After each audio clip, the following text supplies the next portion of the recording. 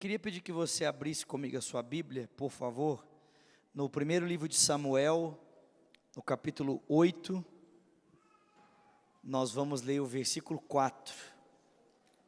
1 Samuel, capítulo 8, verso 4. Eu quero falar com você essa noite sobre o tema é tempo de mudança, amém? Diga para quem está pertinho de você, é tempo de mudança. Amém, queridos? 1 Samuel capítulo 8, verso 4 diz: as autoridades de Israel reuniram-se e foram falar com Samuel em Ramá, e lhe disseram: tu já és idoso, e os teus filhos não andam nos teus caminhos. Escolhe agora um rei para nós, para que nos lidere, à semelhança das outras nações. Amém? Pai Celestial, fala conosco aqui nessa noite, nós te pedimos isso em o nome de Jesus. E quem crê, diga amém. Irmãos, esses dois pequenos versículos nos apresentam um pouco do contexto histórico que a nação de Israel estava experimentando naquele tempo em que Deus decidiu levantar Davi como resposta para a nação. A primeira realidade que o texto apresenta para nós é que a nação de Israel vivia um contexto de crise no aspecto religioso. O texto diz que as autoridades se aproximaram de Samuel e disseram: olha, os teus filhos não andam mais nos teus caminhos, por isso nós precisamos de um rei, uma autoridade que nos lidere ao modelo das outras nações. Irmãos, se você estudar um pouquinho o texto bíblico, você vai descobrir que, na verdade, essa crise religiosa em Israel já vinha de muito tempo. Essa crise religiosa já havia começado no tempo de Eli, que era o sacerdote, o profeta, antes de Samuel. O texto bíblico diz que a crise começou porque, em primeiro lugar, Eli perdeu a sua capacidade de ouvir e entender a voz de Deus. Ele foi se tornando negligente quanto ao templo, foi se tornando negligente quanto ao serviço do templo, e ele foi se tornando negligente também ao disciplinar os seus filhos, porque o texto bíblico diz que os filhos de Eli roubavam o templo, roubavam as ofertas do templo, e se deitavam com as mulheres para se prostituir. E porque Eli foi perdendo essa capacidade, de administrar aquilo que o Senhor havia confiado a ele, foi perdendo a capacidade de ouvir a voz de Deus e de corrigir, disciplinar os seus filhos. Então ele perdeu também a capacidade de ouvir a voz de Deus. E foi por essa razão que Deus então decidiu levantar um novo profeta, um novo líder para a nação. E naquela época, Ana era uma mulher estéril, não podia ter filhos, mas Deus decidiu responder à oração dessa mulher, dando a ela um filho chamado Samuel. E quando ele ainda tinha poucos anos de idade, ele foi consagrado ao Senhor, e quando atingiu uma certa idade, então, o Senhor começou a chamar Samuel. E ele percebeu então que Deus estava apontando um novo curso para a nação, através daquele menino. E o texto diz que Samuel vai crescer, ele vai ser obediente, o povo vai respeitá-lo, porque vai considerá-lo um grande homem de Deus. Só que passado o tempo, seus filhos nascem. E ao invés, irmãos, dos filhos de Samuel seguirem os caminhos do seu pai, seguirem a conduta do seu pai, o texto bíblico diz que os filhos de Samuel vão seguir os caminhos dos filhos de Eli. Eles vão se tornar tão corruptos quanto os filhos de Eli. Eles também vão roubar o templo, eles também vão roubar as ofertas, eles também vão se prostituir. E é por essa razão que a liderança da nação está diante de Samuel dizendo: olha, não dá para os seus filhos conduzirem a nação, porque os seus filhos não são como você, eles são corruptos, eles são desonestos, eles não temem a Deus. Nós precisamos de uma outra liderança, de uma liderança que de fato leve a nação para um outro lugar, para uma outra condução. Então, em primeiro lugar, irmãos, o povo de Israel vivia uma crise religiosa, uma crise que havia começado já lá no tempo de Eli e estava se estendendo agora para os dias de Samuel. Só que o povo não vive apenas uma crise religiosa. O texto mostra para mim e para você que o povo também vive uma crise social, uma crise civil. Porque o texto deixa muito claro para mim e para você quais são os parâmetros que a nação, as autoridades estão escolhendo para eleger o seu representante. O texto diz: queremos um rei que nos lidere no modelo das outras nações. Percebe, irmãos, Deus havia escolhido Israel com um propósito, amém, queridos? Israel foi escolhido para ser a luz de Deus para todas as nações. E automaticamente Deus havia determinado, estabelecido que aquele que fosse o governante, aquele que fosse o rei sobre Israel, seria o próprio representante de Deus. Ele seria a figura que representaria o governo de Deus sobre a nação. Se você ler o Salmo de número 2, você vai ver isso. O Salmo 2 começa dizendo: porque se enfurecem as nações e os povos tramam em vão, os reis da terra conspiram contra o Senhor e contra o seu ungido, dizendo: vamos quebrar o seu jugo, vamos quebrar o poder dele sobre nós. Aí o texto diz: do seu trono o Senhor zomba dos seus inimigos. Por quê, irmãos? Porque diretamente a autoridade de Deus estava relacionada à autoridade do rei, do governante. Ele havia sido instituído para ser a representação do próprio governo de Deus entre a nação. Só que, irmãos, quando os filhos de Israel decidem ter governantes como os governantes das outras nações, eles estão decidindo não mais pela autoridade de Deus no controle. Eles estão decidindo por um outro tipo de governo, por um outro tipo de autoridade. Porque nas outras nações, o rei é o próprio Deus. Ele não representa Deus, ele é o próprio Deus. Em outras palavras, eu poderia dizer para você que a nação de Israel estava escolhendo se tornar naquele momento uma nação secularizada. O que é isso?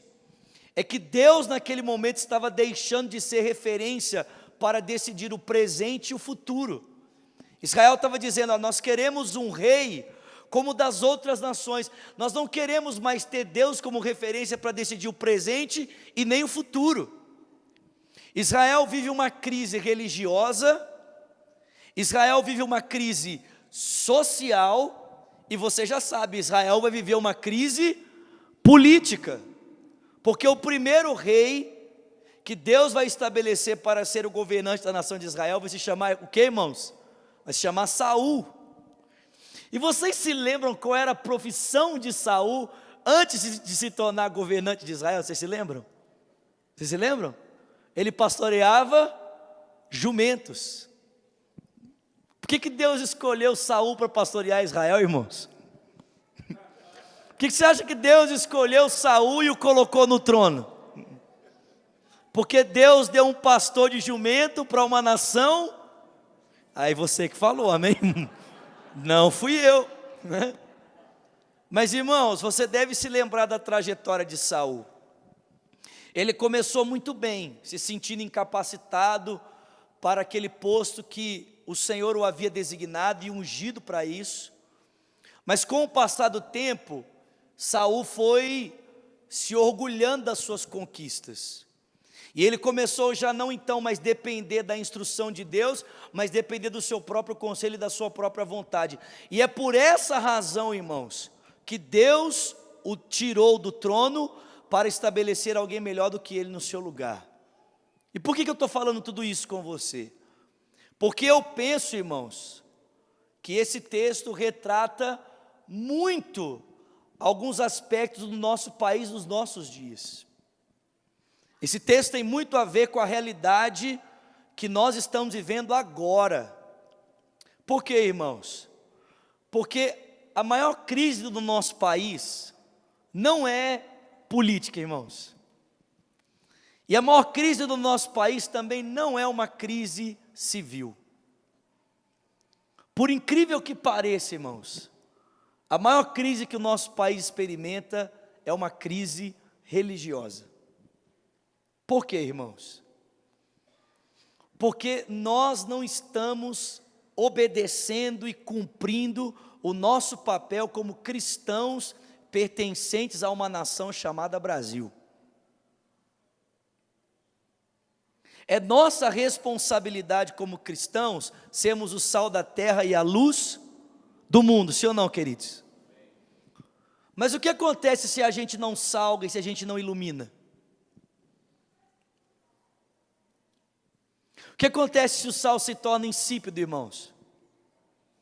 Ele não serve para nada, senão para ser jogado fora e ser pisado pelos homens. O que acontece se a luz não ilumina, se ela se omite, se ela se esconde? O que acontece, irmãos, é que se a luz se esconde, se ela se omite, as trevas tomam conta. E se hoje o Brasil está como está, irmãos, muito do que acontece no nosso país é culpa nossa. Porque o crescimento dos evangélicos no país, daqueles que professam a fé em Jesus Cristo, deveria significar a transformação dessa nação, irmãos. Sim ou não, queridos? Deveria significar o nosso posicionamento para a transformação da sociedade como um todo. Mas, irmãos, é impressionante, quanto mais nós crescemos, menos relevantes muitas vezes nós nos tornamos. Só para você ter uma ideia, hoje, no Brasil, irmãos, eu não estou generalizando, dizendo que todas as igrejas não fazem o seu papel, amém? Mas, irmãos, eu estou aqui expondo uma triste realidade da qual eu e você fazemos parte, amém? Mas preste atenção, a taxa de divórcios nas igrejas hoje, em alguns estados, é maior do que a taxa de divórcio fora das igrejas, irmãos.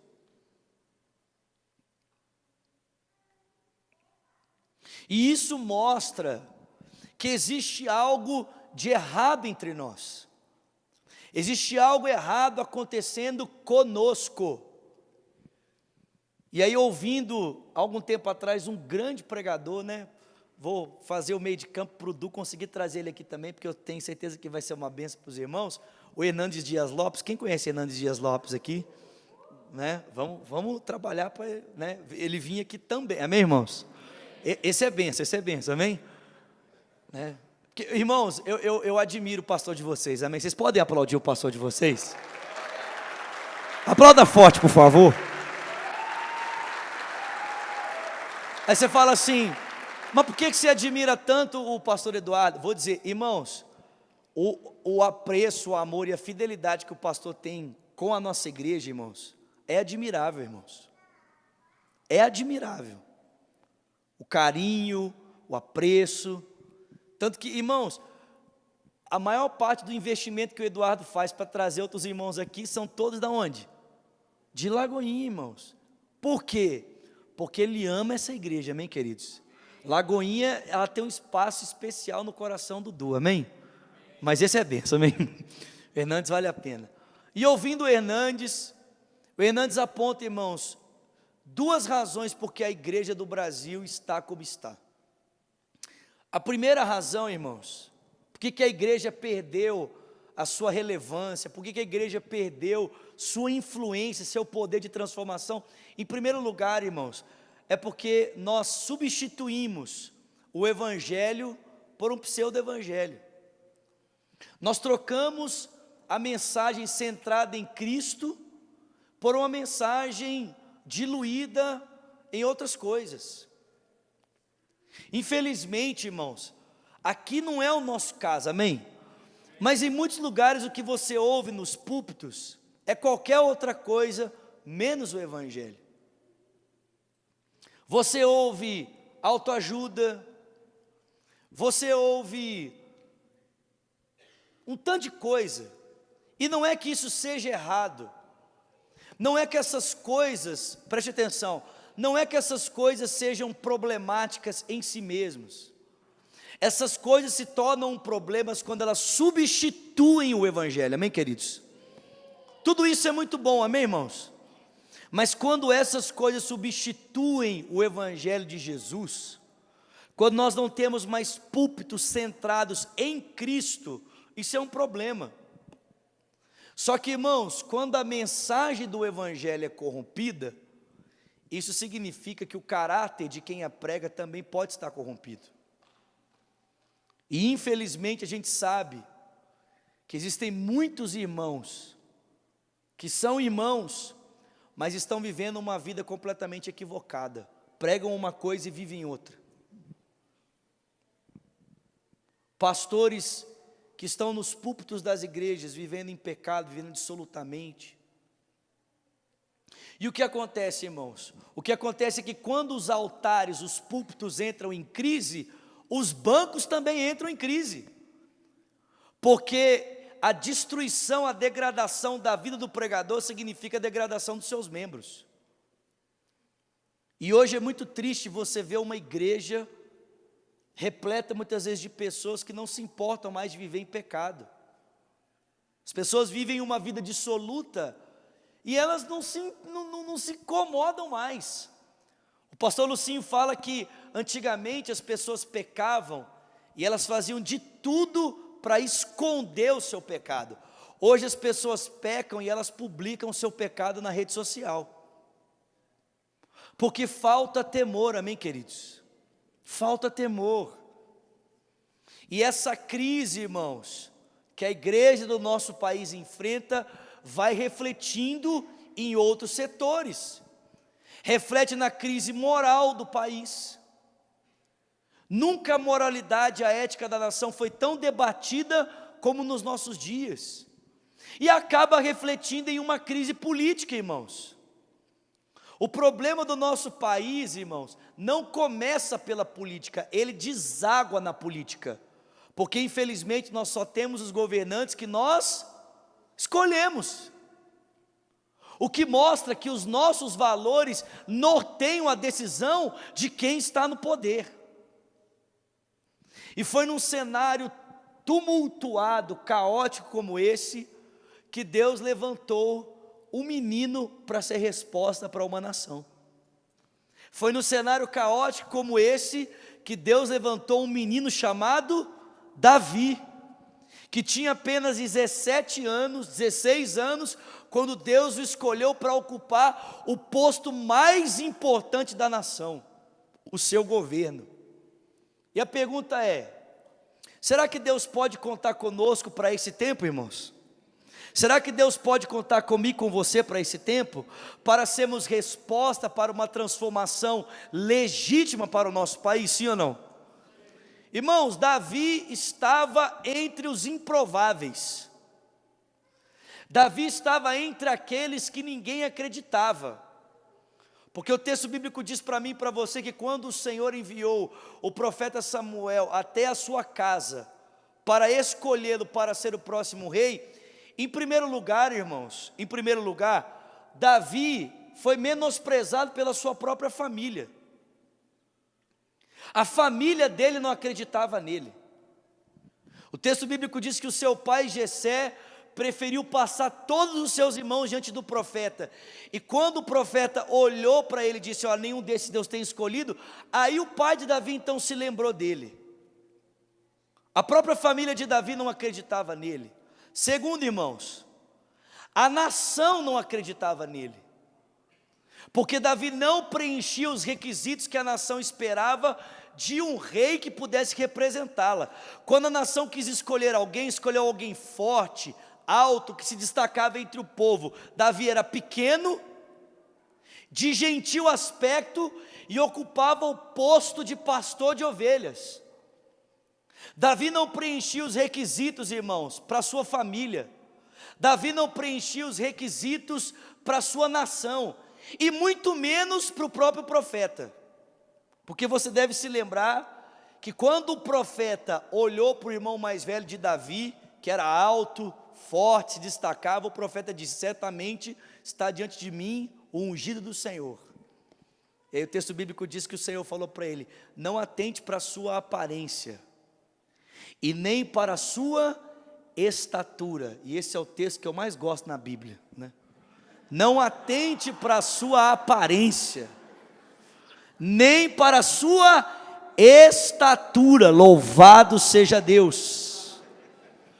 Porque eu não vejo como o homem vê, porque o homem vê o que está diante dos seus olhos, eu, porém, o Senhor, vejo o coração.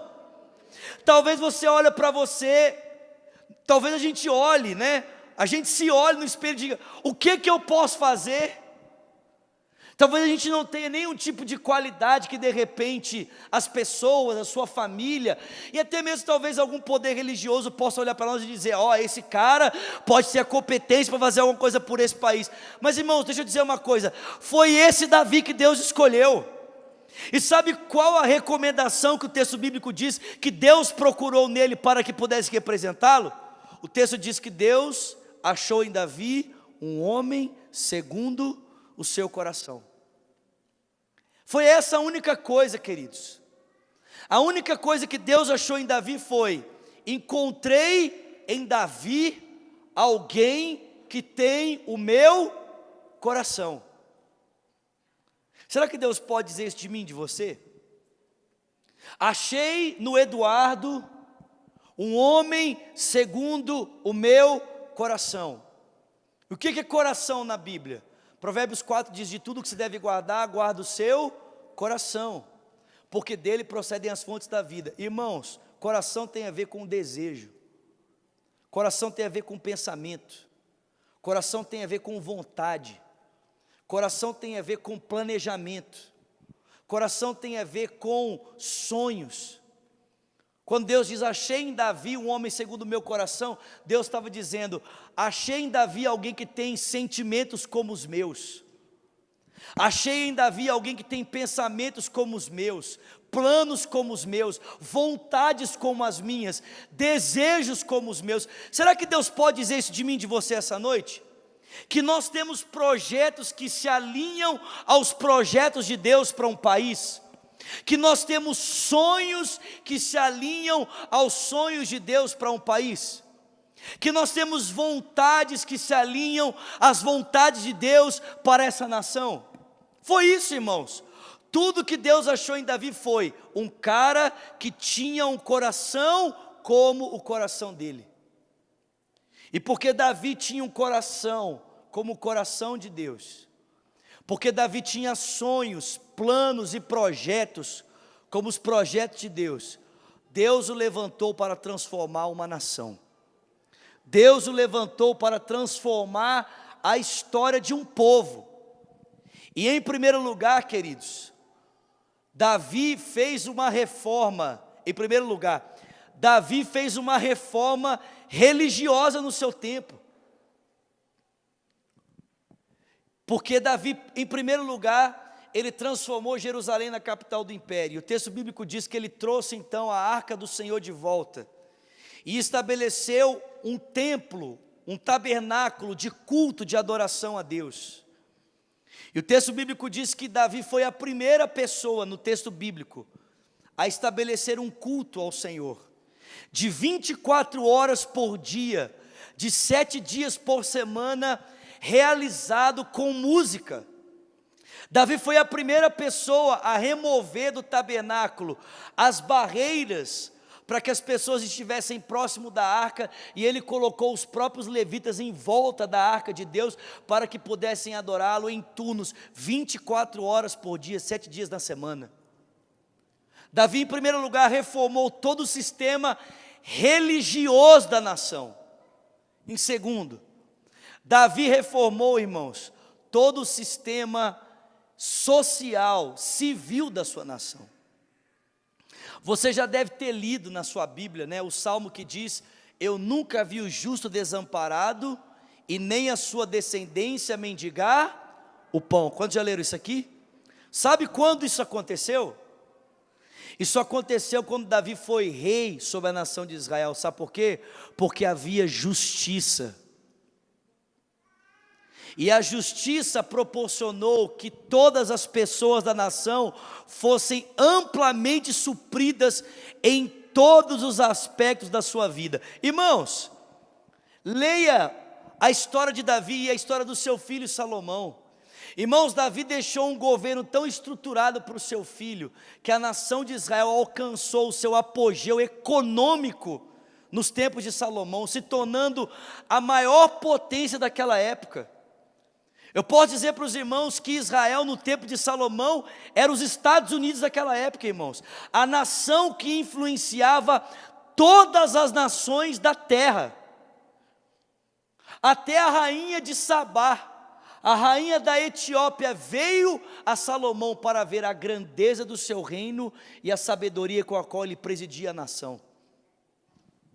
Davi transformou a realidade de um povo, irmãos. E por último, Davi transformou o cenário político da sua nação.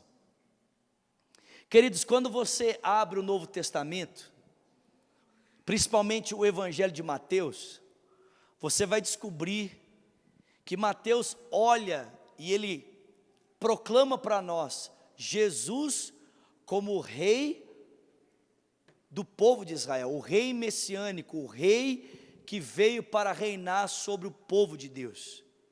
Sabe o que é interessante?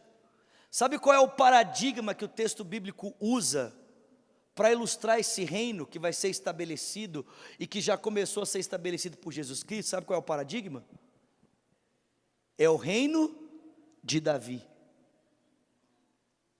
O próprio reino do Messias, o próprio reino do Senhor Jesus Cristo é ilustrado para nós, irmãos, em um paradigma, em um modelo.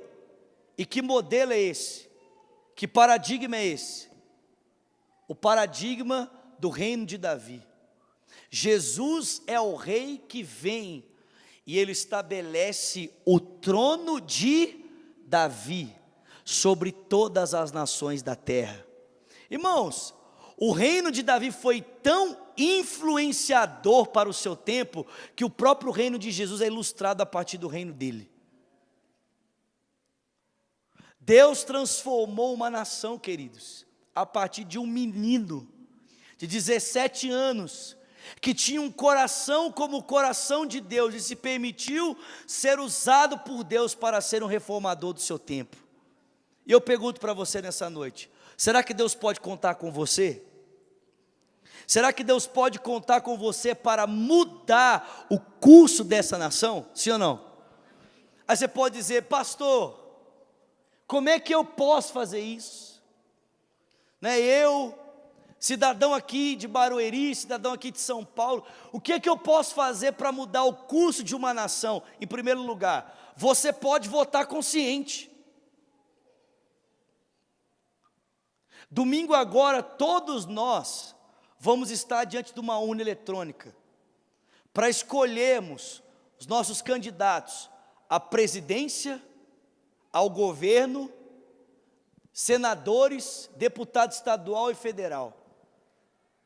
E, irmãos, se nós tivermos coerência para votar, nós já podemos levar o nosso país para um rumo diferente, amém, queridos? Então eu quero aqui te dar alguns conselhos para que você use o seu direito de cidadania para transformar um país. Primeiro, na hora de votar, tenha certeza que a pessoa que você quer votar não está envolvida em escândalos políticos. Existe um site que você pode consultar se a ficha do seu candidato ela está limpa, se o nome dele não consta em escândalos de corrupção, se ele já não usou o poder público para o seu alto benefício. Esse é o primeiro paradigma, irmãos. Vai atrás de saber quem que é o seu candidato, se ele é honesto. Segundo, não vote em alguém só porque essa pessoa é cristã. Que isso, pastor? Sim, porque, irmãos, infelizmente a gente está vendo muitos cristãos que estão concorrendo a cargos no poder da nossa nação, que apesar de serem cristãos, defendem valores que não têm nada a ver com o cristianismo. Ou você concorda que a nossa nação passe por um infanticídio, com o nome de aborto? Ou você espera que a nossa nação tem os seus entornos controlados no que diz respeito às drogas pela sua legalização? Então, irmãos, preste atenção. Nós não podemos votar em uma pessoa só porque ela é cristã. É necessário que você conheça as propostas do seu candidato. É necessário que você conheça muito bem o que o seu candidato está falando. Amém, queridos? Conheça as suas propostas. E eu sei que para alguns isso parece até meio impossível, mas você precisa conhecer um pouquinho, pelo menos, da ideologia partidária que o seu candidato se propôs a abraçar. Por quê, irmãos? Porque isso é muito importante. Porque, infelizmente, na hora de tomar algumas decisões, o seu candidato vai ser pressionado pela ideologia do partido. E ainda que ele tenha boas propostas, se ele estiver no partido errado, ele pode abrir mão do seu plano de governo para atender às exigências do seu partido. Então, queridos, preste atenção. Esse final de semana, você e eu podemos, exercendo a nossa cidadania, mudar o curso desse país. Nós podemos dar uma esperança para essa nação. Você pode dar uma glória a Deus para isso? Irmãos, eu não estou sendo aqui, irmãos, exagerado. Pelo censo do IBGE, nós somos 40% da nação de cristãos evangélicos. Se nós juntarmos evangélicos e católicos, irmãos, nós somos 75% do nosso país. Será que nós podemos mudar o curso dessa nação? Será que nós podemos mudar o curso desse país? Então, irmãos, em nome de Jesus, Deus usou um menino que não era valorizado nem pela família dele, um menino que não era valorizado nem pela sociedade civil e nem pelos órgãos religiosos, mas, irmãos, aquele menino virou uma nação de cabeça para baixo, e Deus pode usar a mim e a você para transformarmos o curso dessa nação. Amém, queridos? Vote consciente, vote com sabedoria, em nome de Jesus. Amém? E, irmãos, para nós encerrarmos aqui, irmãos, nós precisamos nos engajar mais na sociedade que nós estamos inseridos. Nós precisamos ser uma igreja mais engajada, irmãos. A gente fica lamentando as propostas que a gente vê, mas a pergunta é: quando os vereadores da sua cidade estão lá para decidir os valores que vão legislar sobre a cidade, você está lá?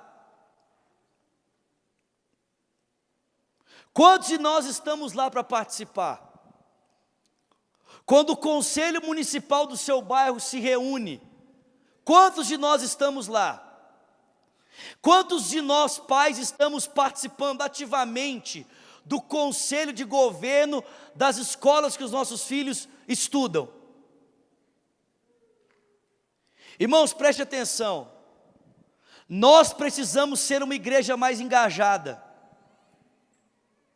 porque escute aqui, querido, nessas discussões, as outras ideologias partidárias estão sempre presentes. Na hora de decidir o conselho de ética sobre a escola do seu filho, você pode ter certeza que um representante de outros movimentos ideológicos vão estar lá. Quando o conselho do seu bairro se reúne para conversar, você pode ter certeza que outras ideologias vão estar lá. Quando os vereadores se reúnem, outras ideologias estão lá, mas aonde estão os cristãos? E sabe o que é triste? É que muitas vezes nós estamos engajados apenas nas nossas programações e esquecemos que, além de cristãos, somos cidadãos de um país, e que nós precisamos exercer a nossa cidadania de maneira cristã nos lugares de influência da nossa nação, irmãos. Nós não podemos nos fechar dentro das nossas quatro paredes apenas em todas as nossas próprias programações. Nós precisamos ter voz nesses lugares, amém, queridos? E eu não digo voz apenas através de representantes cristãos, eu estou falando de cristãos cidadãos que vão lá reivindicar o seu direito como cidadão. Então, irmãos, em nome de Jesus, não fique de braço cruzado, se engaje, querido. Não fique esperando que alguém faça você, amém, meus irmãos? Não fique esperando que um pai se levante você. Não fique esperando que alguém te represente, vá você. Irmãos, se nós fizermos isso, o nosso país vai ser diferente, amém, queridos? Se nós começarmos a usufruir dos lugares que nós temos direito, mas temos os escusado, porque muitas vezes estamos muito focados nas nossas próprias programações e esquecemos de ser cidadãos cristãos além das portas da igreja. Deus pode mudar essa nação, queridos, e Ele quer usar a mim, Ele quer usar você, amém? Fica de pé no seu lugar, por favor. E a gente olha para a história da igreja, preste atenção, a gente olha para a história da igreja, e a gente percebe que quando cristãos se posicionaram dessa forma, irmãos, grandes transformações aconteceram. Exemplo, essa semana eu estava assistindo um filme que conta a história de Nelson Mandela, a política do apartheid. Você sabia que Nelson Mandela é um cristão? Um cristão que decidiu se posicionar na arena pública, dizendo não, nós não aceitamos que na nossa nação os negros sejam tratados com inferioridade em relação aos brancos. Reivindicamos direitos iguais, de cidadania igual, de voto igual para negros e mulheres. Um cristão que mudou a história de um país. Você pode dar glória a Deus por isso? Olhe para os Estados Unidos, um homem chamado Martin Luther King, que disse, né, eu tenho um sonho de ver uma nação para as minhas filhas, em que o valor de um homem não será medido pela cor da sua pele, mas pela solidez do seu caráter. Irmãos, que frase, irmãos. Eu tenho um sonho de ver uma nação que será entregue às minhas filhas, uma nação em que o valor de um homem não será medido pela cor da sua pele, mas pela solidez do seu caráter. E se hoje você vê na história dos Estados Unidos um negro ter sido presidente, atribua isso a um pastor negro que decidiu se tornar alguém militante no cenário público de um país. Olhe para a Inglaterra, e se você vê a escravidão sendo encerrada na Inglaterra, atribua isso a um advogado cristão, William Wilberforce. E por que isso não pode acontecer nesse país, irmãos? Será que isso não pode acontecer no Brasil? Será que isso não pode acontecer nessa nação? Será que é uma utopia o que eu estou pregando aqui para os irmãos? Não é, queridos. Deus pode me usar, Deus pode te usar. Ele usou um menino de 17 anos, desacreditado pela sua família, pela sociedade civil, pelo poder religioso, mas esse menino tinha um coração voltado para o coração de Deus, e por causa disso Deus transformou esse menino no maior rei que essa nação um dia já conheceu. Deus pode fazer o mesmo. Deus pode fazer o mesmo. Deus pode transformar aquela escola perto da sua casa, que você olha para ela e só vê falência, só vê destruição, os meninos sendo analfabetos funcionais. Deus pode mudar aquele contexto, sabe como? Com você, se engajando pela educação daquele lugar, lutando pelos direitos daquele menino, quando ninguém está lutando, fazendo vista grossa. Irmãos, nós precisamos parar de dependermos do estado do nosso país e começarmos a fazer o nosso papel, irmãos, e a começarmos a transformar os cursos dessa nação, amém? Glória a Deus. O voto é só uma coisa, o mais importante é o nosso comprometimento. Nos comprometemos por um país, amém? Nos comprometemos por uma nação. Eu não sei você, mas Tem dois hinos que sempre me emocionam, né? Não é à toa, né? O primeiro hino que me emociona é o hino brasileiro. Irmãos, toda vez que eu canto o hino nacional, eu choro. Todas as vezes. Eu canto o hino nacional chorando. E o segundo hino que me emociona muito é o hino dos Estados Unidos. Sempre gostei. E Deus me fez casar com uma americana. Olha que maravilha. Mas olha essa frase do hino. O hino fala que, se preciso, nós iremos lutar pelo nosso país até a própria morte. Iremos lutar por esse país, irmãos, até a própria morte.